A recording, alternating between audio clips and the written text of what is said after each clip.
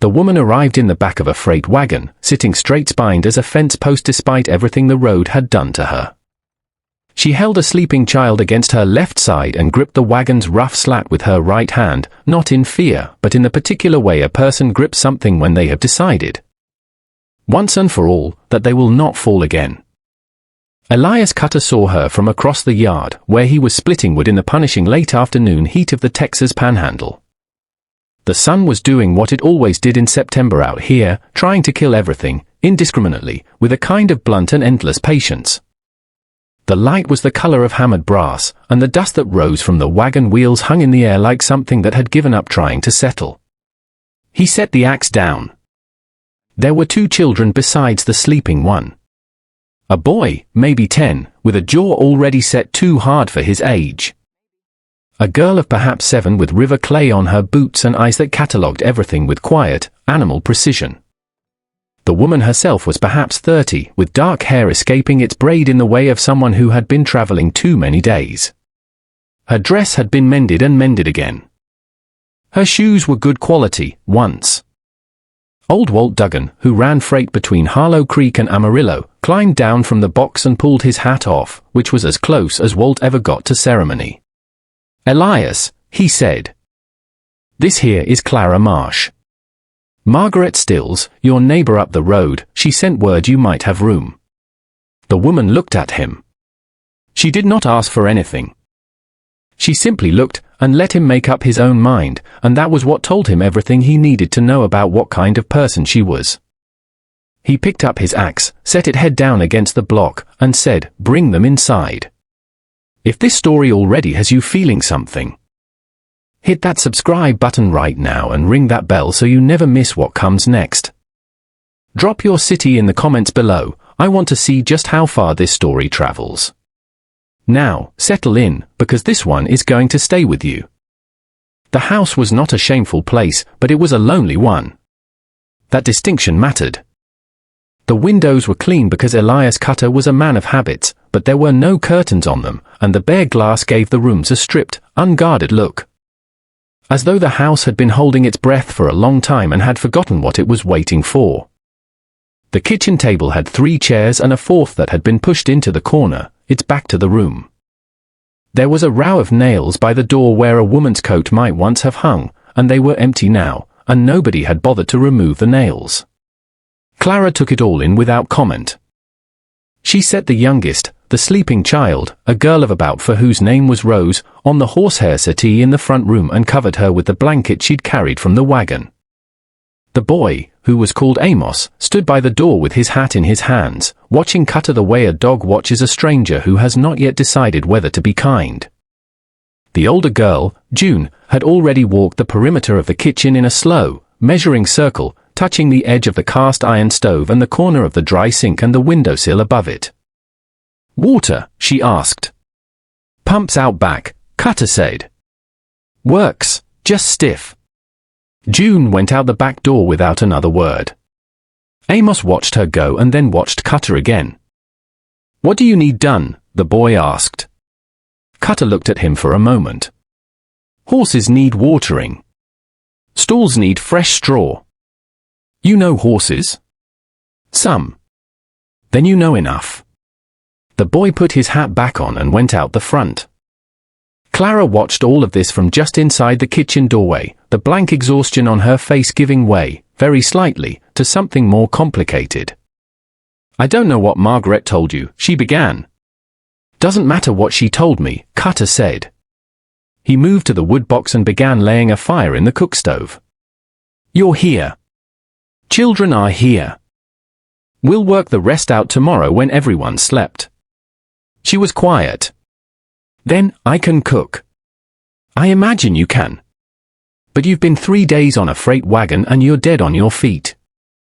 Sit down, Mrs. Marsh." "Clara. Clara. Sit down." She Saturday. She sat the way people sit when they are so tired that sitting itself becomes a form of surrender, and she folded her hands on the table and looked at them. And he built the fire and didn't look at her. There was a ham hock in the cool cellar and dried beans he'd soaked that morning out of simple habit, and a heel of cornbread from 2 days ago that was still sound. He found the last of the autumn onions hanging from the rafter, 3 of them, brown-papered and sweet, and he cut them without ceremony. There was lard, there was salt, there was a string of dried peppers he'd gotten at the Harlow Creek Mercantile back in June. June came back in with 2 full buckets, her boots leaving dark waterprints on the plank floor. She set them without being asked beside the stove and looked at what he was doing. "Can I help?" she asked. "You can peel those onions." She did. She peeled them with the same deliberate, assessing attention she'd given everything else, and she didn't cry from them. Which Cutter thought was either remarkable self-discipline or the mark of someone who had already cried enough for a good while and had run dry. The beans went in with the hock and the peppers. The cornbread he sliced thin and set on the flat of the stove to warm. He made coffee strong enough to float a horseshoe, and he poured a cup and set it in front of Clara without asking, and she wrapped both hands around it and closed her eyes for just a moment. Amos came back in smelling of horse and hay. Rose woke on the settee and stumbled into the kitchen doorway with her blanket trailing, blinking at the lamplight, and looked at Cutter with enormous dark eyes. "Are you the man?" she asked. "Reckon I am," he said. She appeared to find this satisfactory and climbed up onto the chair nearest the stove. They ate when the beans were done, all 5 of them around that table, and Cutter brought the 4th chair out of the corner and set it back in its place. It was a simple meal, the kind of meal that is nothing at all and everything all at once, and the children ate with the focused silence of the genuinely hungry, and Clara ate carefully. Like a woman relearning something she'd almost forgotten, and Cutter ate and watched the lamp flame bend in the draught from the window he needed to recork.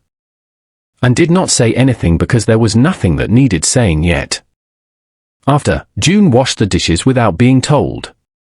Amos dried them. Clara sat at the table with Rose half asleep in her lap and looked at the clean dishes being stacked and then looked at the nails by the door and then looked at Cutter.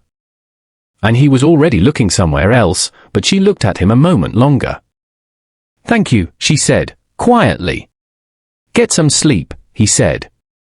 He gave them his bedroom and the small room off the hall that had been used for storage, and he made his bed on the kitchen floor on a folded horse blanket.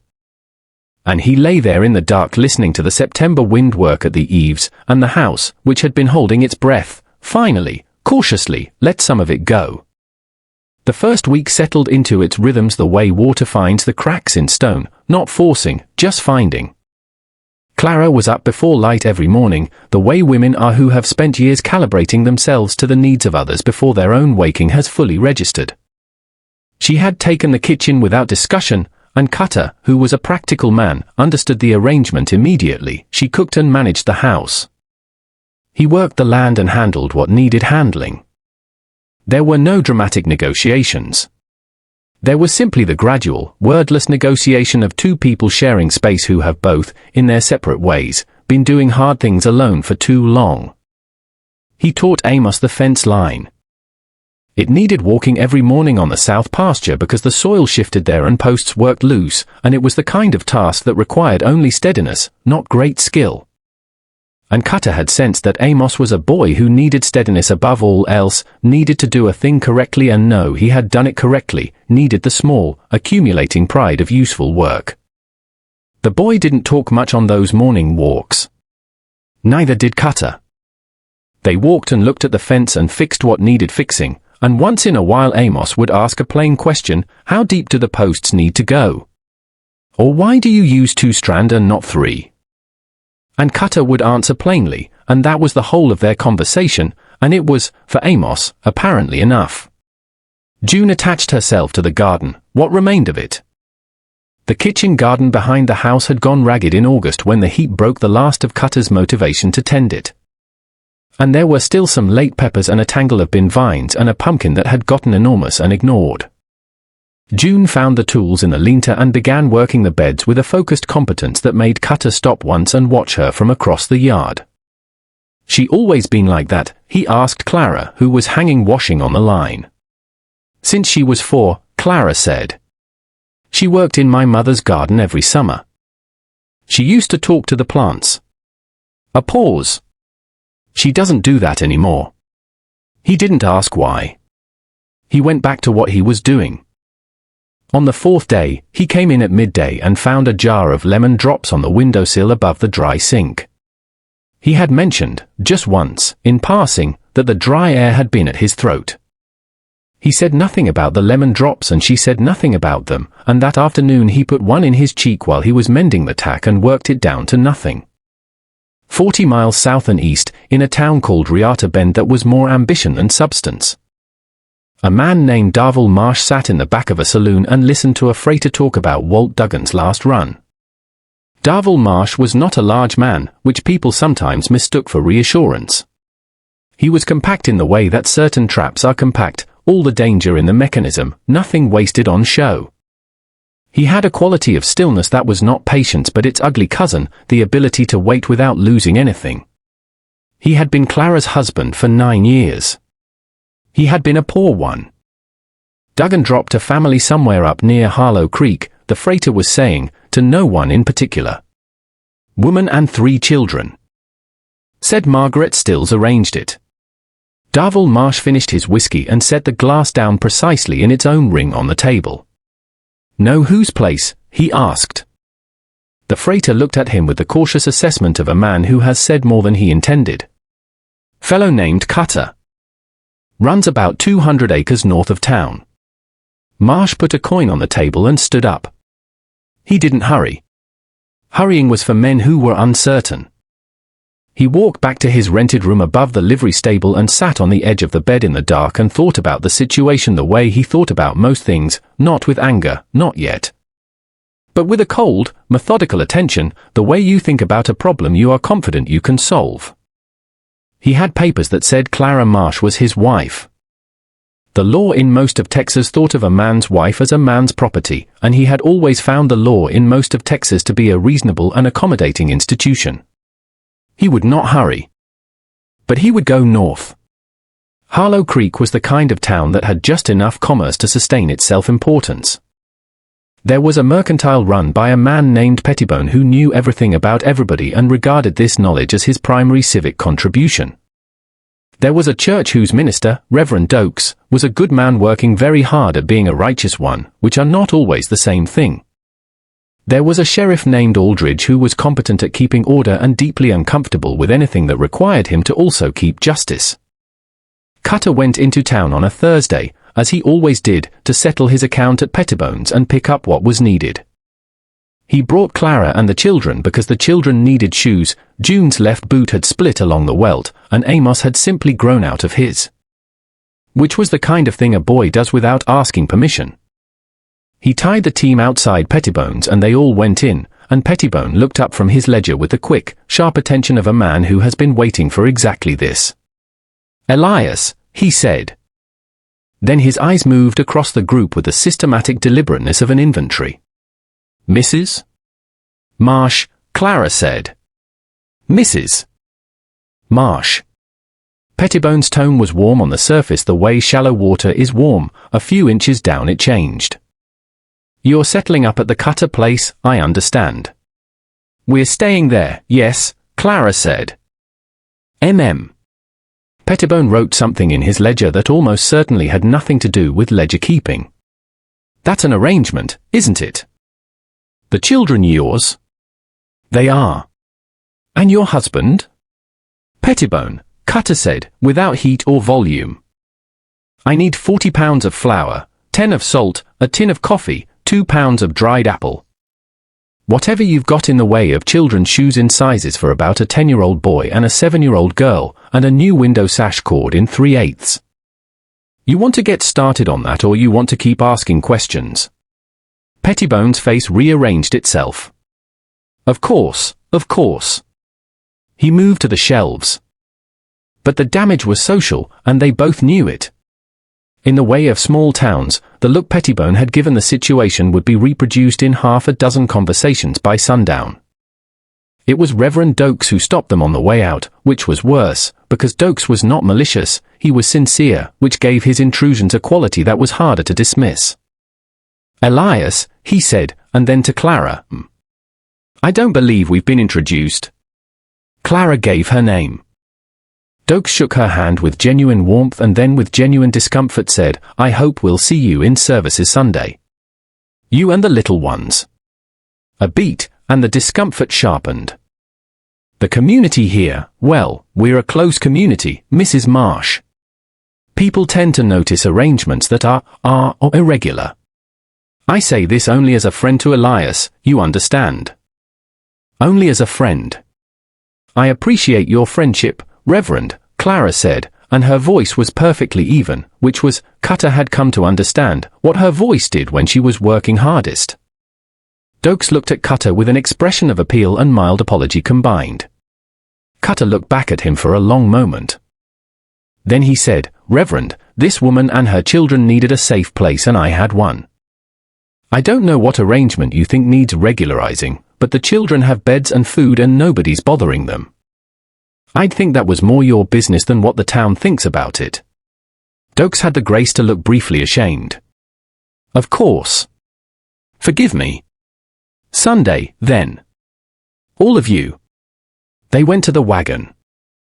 Amos climbed up without being told and took Rose from Clara's arms so Clara could climb up herself. June sat in the wagon bed with the provisions, examining her new shoes with the focused approval of someone who has not had new things recently. When they were out of town and the road had stretched enough to give some privacy, Clara said, without looking at him, I knew it would be like that. I know you did, he said. It doesn't make it easier. No, he agreed. The horses pulled. The September light was going thin and golden on the grass. What did you mean, she said, after a while. When you said you didn't know what arrangement needed regularizing. I meant what I said. But you knew what he was implying. I knew. She was quiet. Then, Elias. It was the first time she'd used his given name. He heard the weight of it.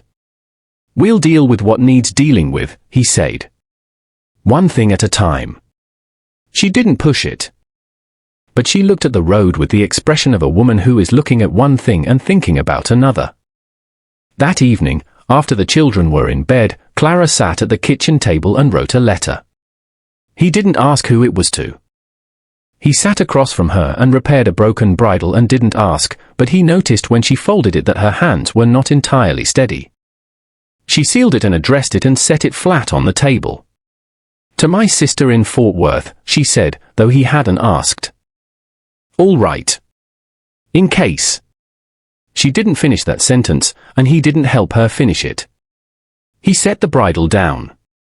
He looked at the letter. He looked at her. Clara, he said. Did he hurt you? The kitchen was very quiet. The lamp made it small, persistent light. Yes, she said. He nodded. He picked the bridle up again. Then you're not going back. It was not a question, but she answered it anyway. No, she said. I'm not. He heard the horse at midnight. Not the sound of a horse on the road, which he would not have registered, that was ordinary. This was the sound of a horse moving slowly, with the particular, deliberate quiet of someone trying to be unheard, which is always louder than they think. Cutter was off the kitchen floor and had the Henry rifle in his hands before the sound had fully resolved itself in his mind. He moved without lamp or lantern, feeling the house through the soles of his feet the way he'd done it 100 nights before, knowing every loose board, every place the floor spoke. He went to the south window and looked out. The moon was 3/4 and high and sharp, and in its light he could see the shape of a man on horseback moving along the fence line at the edge of the yard. The man stopped. He sat his horse and looked at the house for a long time, with the patience of someone making calculations. Then the man dismounted and tied his horse to the fence post and opened the gate. Cutter went to the back door and opened it so slowly the hinges made no sound. He stepped out onto the packed earth of the yard, the cold night air coming off the grass like something released. And he moved along the side of the house in the shadow of the eaves until he reached the corner. The man was 20 feet away and moving toward the front door. Stop, Cutter said. The man stopped. He turned, not with the startlement of someone surprised, but with the measured, considered turn of someone who had known this was coming and had decided his response in advance. In the moonlight, Darvel Marsh had the look of a man who had never in his life been made to feel that he was doing something wrong. "Easy," Marsh said, looking at the Henry. "No need for that." "Get off my property," Cutter said. "Your property?" Marsh said it with a kind of amused deliberateness. "Interesting. My wife's on your property. My children are on your property. I'd say that makes it something of a shared concern. Your wife is asleep in my house and she's going to stay there. Your children likewise." Marsh spread his hands, the gesture of a reasonable man dealing with an unreasonable situation. "Now, that's a big thing to say, friend. I've got legal standing here." The law is 30 miles away and asleep," Cutter said. "Right now, on this piece of ground, what I've got is this rifle and 10 years of knowing every inch of this land in the dark. You want to have a conversation about legal standing, you go to town tomorrow and you have it with Sheriff Aldridge. Tonight you get back on that horse and you ride." Marsh looked at him. The moonlight was unsparing and it showed on Marsh's face something that had been hidden beneath the reasonableness, something flat and assessing and very old. "She tell you things?" Marsh said. "Enough. Women tell stories," Marsh said. "They leave out the parts that are inconvenient." "I didn't ask her for stories," Cutter said. "I asked if you hurt her." A silence. A cricket somewhere in the grass. The horse at the fence shifted and blew. "And she said yes," Marsh said, as though confirming arithmetic. "She said yes." Marsh nodded slowly, as though this was a data point he was filing away rather than a fact he was ashamed of. He looked at the house, at the dark windows, for a long time. Then something happened in his face that was not backing down but was its functional equivalent, the calculation of a man who has decided that this particular approach on this particular night is not producing results, and who would very much prefer to approach differently later, on his own terms. "This isn't finished," Marsh said. "I know it isn't," Cutter said. "Go." Marsh walked back to his horse with deliberate, unhurried ease, which was its own kind of statement, and he mounted and turned south and rode at a walk until the darkness took him. Cutter stood in the cold yard for a time after the hoofbits faded. The rifle was still in his hands and his hands were steady. He was cold and he was awake, and something in him had clarified the way water clarifies when the silt finally settles, not clean necessarily, but clear. He went back inside. Clara was standing in the kitchen doorway in the dark. She had a shawl pulled around her shoulders and she was gripping it with both hands at her chest, and he knew by the way she was standing that she had been awake, and that she had heard. "He'll go to the sheriff," she said. "I expect so. Aldridge will tell him he has a legal right to." She stopped. "Yes," Cutter said. The word sat there and both of them sat with it. And then Cutter set the Henry against the wall and went to the stove and added wood and stirred the banked coals because the kitchen had gone cold and it was something to do with his hands. "You should have let him in," she said. "He'll use it against you." Pointing a gun at him, "He was on my land at midnight. No jury in Texas holds that against a man. Darvel finds ways," she said. Her voice was flat and familiar with the fact, the way you are familiar with a bad tooth that has been with you long enough to seem ordinary. He turned from the stove. She was still holding her shawl at her chest and looking at the floor. "Clara," he said. She looked up. "I need you to trust me for a few more days." She looked at him with the particular expression of a woman who has run out of the luxury of trust and knows it and is being asked to find some more. "Anyway." "Why?" she said. "Because I have an idea," he said, "and I need to go to town in the morning." She held his gaze for a long moment, searching, and whatever she found or didn't find, she finally gave a short, precise nod. "All right," she said. A few more days.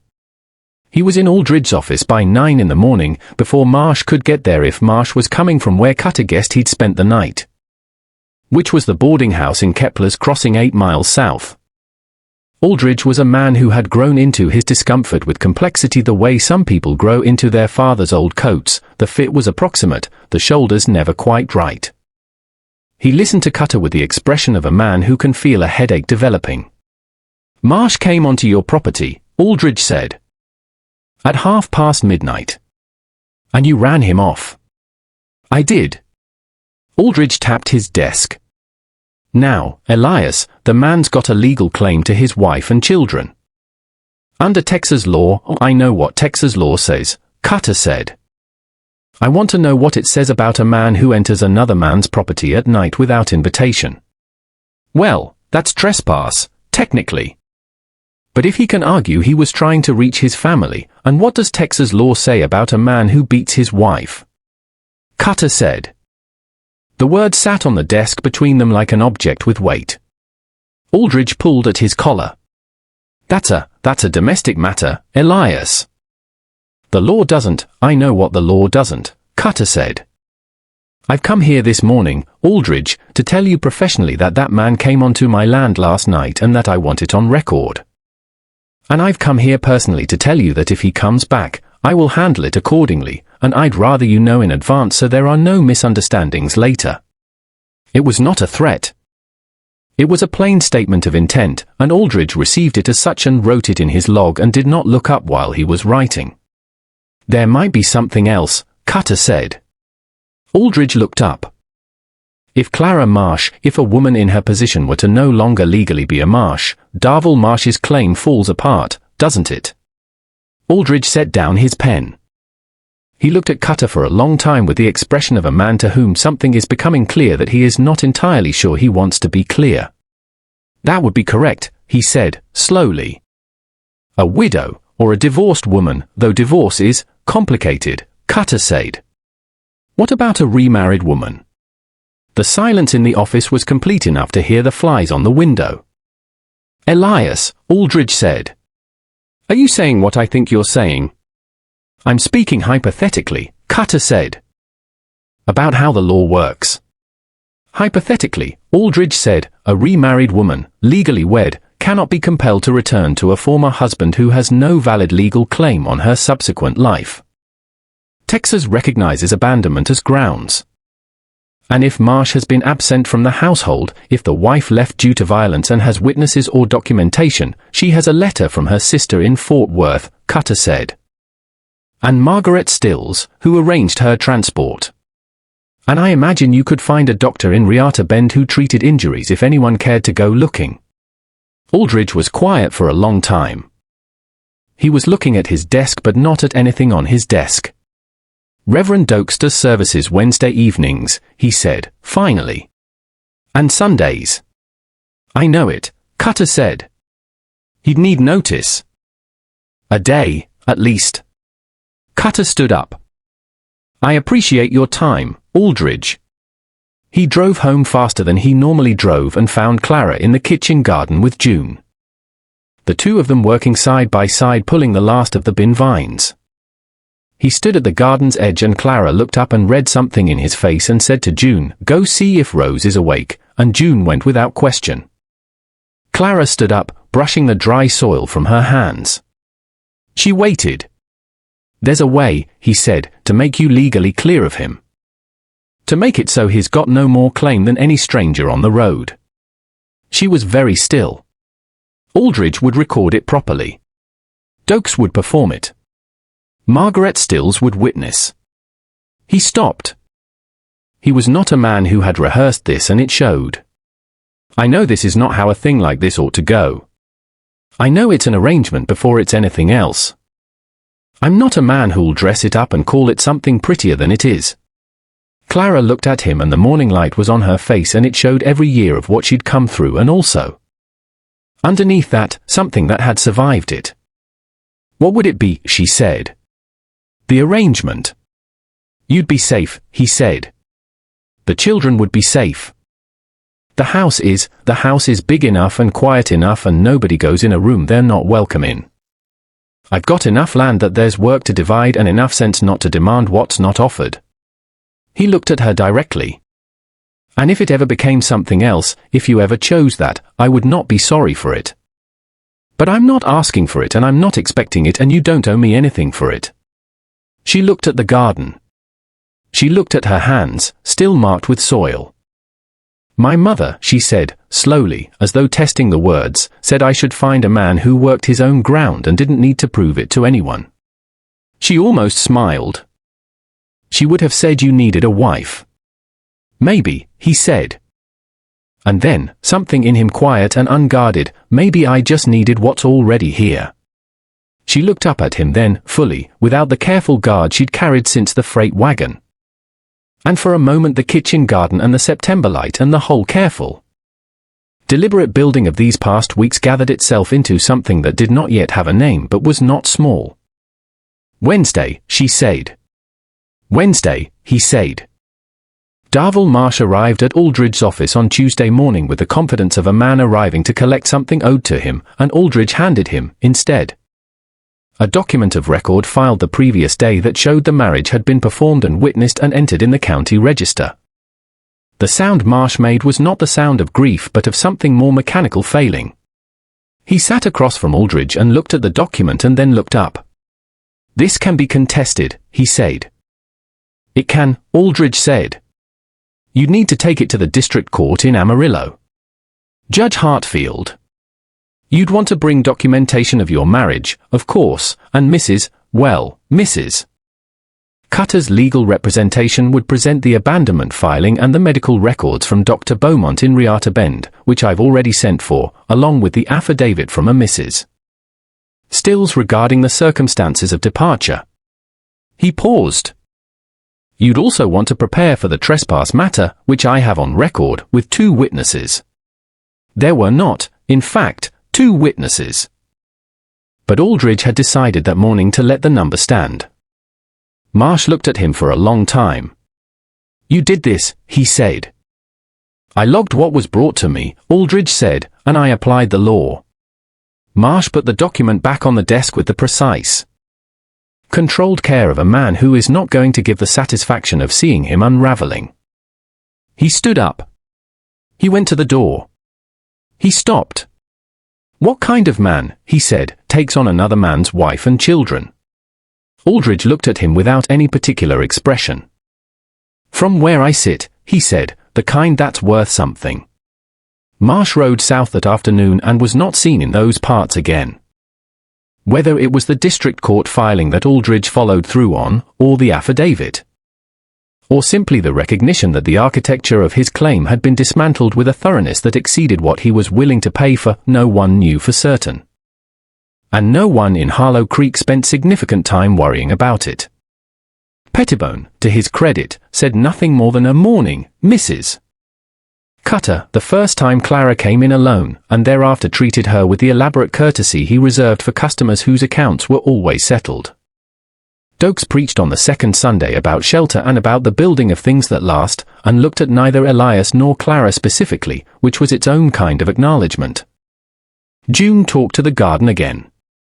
Cutter heard her one morning through the kitchen window, crouched among the late pumpkins, murmuring to the soil. He said nothing. He started his coffee and let her be. There is a kind of healing that does not announce itself. It comes the way good weather comes after a long hard season, not in a single dramatic morning but gradually, in the small accumulated evidence of it, a child laughing at the supper table, a window finally recorked and sealed against the cold, a coat hung on a nail by the door that had been empty too long. A house that has held only one person's breathing learns, slowly, the different rhythms of more. The silence changes quality. It is no longer the silence of absence but the silence of people who have grown comfortable enough in the same space to not require words to fill it. Elias Cutter had built his house to last the weather of this country, and it had. He had not known, when he drove the last nail, that what it would need to last was not merely good timber and tight seams but the thing that makes any structure worthy of the name.